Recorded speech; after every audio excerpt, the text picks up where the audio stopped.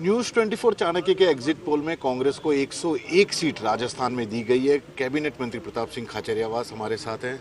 101 seat, क्या कहेंगे sir? बधाई आपको, धन्यवाद। 101 सीट चाणक्य के आंकड़े में आ रही है, तो इसका मतलब कांग्रेस पार्टी सरकार बनाने जा रही है। और यदि कांग्रेस सरकार बनाती है तो राजस्थान के हित में, देश के हित में। यदि बीजेपी हारेगी तो देश में बीजेपी अपनी रणनीति में बदलाव करेगी, कुछ देगी लोग, महंगाई पे कंट्रोल करेगी। महंगाई, गरीबी, बेरोजगारी पे काम बीजेपी तभी करेगी जब बीजेपी राजस्थान, मध्य प्रदेश, छत्तीसगढ़ और तेलंगाना हारेगी। हार के बाद पार्टियां सबक लेती है, क्योंकि उन्हें पार्लियामेंट के चुनाव में जाना है। तो इस वक्त तो उनको हराना बहुत जरूरी था। पेट्रोल डीजल अपने आप सस्ता हो जाएगा। यदि राजस्थान में हमने सरकार बना ली तो मैं आपको बता दूंगा पेट्रोल डीजल के दाम धड़ाम से नीचे गिरेंगे।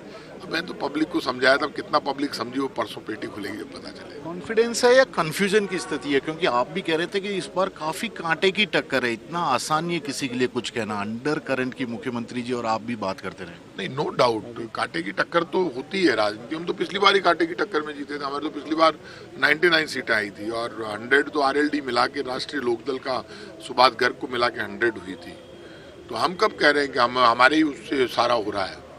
लेकिन कांटे की टक्कर में यदि हम 100 क्रॉस कर रहे हैं एग्जिट पोल में, तो हम पिछली बार से अच्छा रिजल्ट दे रहे हैं। 5 राज्यों के जो विधानसभा के चुनाव, उसमें से 4 में बीजेपी की हालत काफी खस्ता है। एक मध्य प्रदेश को छोड़ दिया जाए एग्जिट पोल में, बाकी सब जगह कांग्रेस मजबूत है। इवन तेलंगाना में भी कांग्रेस सरकार बना रही है।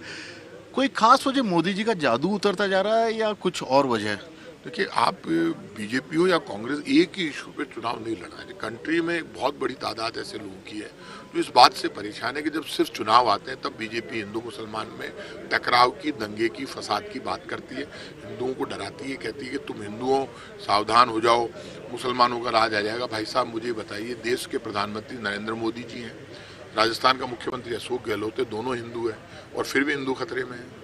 मतलब बीजेपी से कोई पूछे, आप बताइए, फिर भी हिंदू खतरे में है। और राजाओं के राज में हिंदू खतरे में नहीं था। बादशाह अकबर जब यहाँ पर कहते हैं कि पूरे देश पर बादशाह सम्राट अकबर की चलती थी, तब भी हिंदू खतरे में नहीं थे।